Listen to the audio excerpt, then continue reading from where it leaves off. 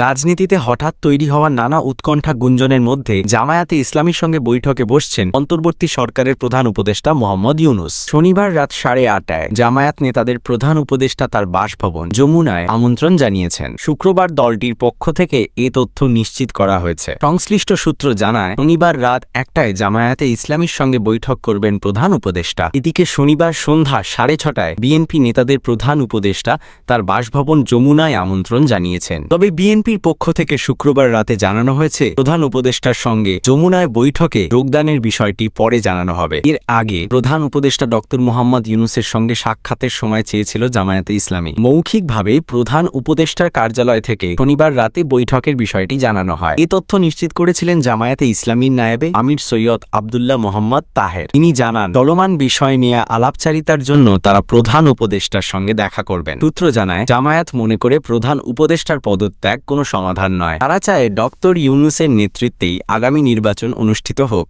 এর আগে উদ্ভূত পরিস্থিতি থেকে উত্তরণের জন্য প্রধান উপদেষ্টাকে একটি সর্বদলীয় বৈঠকের আহ্বান জানিয়েছিলেন জামায়াতের আমির ডক্টর শফিকুর রহমান।